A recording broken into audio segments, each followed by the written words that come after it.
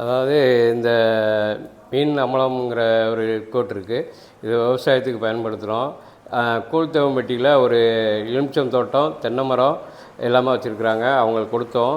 இன்றைக்கி காய் நல்லா காய்ச்சிருக்கு. அடுத்தாப்பில் வந்து செடி வந்து பட்டு போகிற மாதிரி இருந்தது. இந்த நம்ம டானிக்கு ஸ்ப்ரேயர் அடித்த உடனே செடி வந்து காய் உதிர்றது எல்லாமே நல்லா ஒரேடியாக காய் காய்ச்சிருக்கு.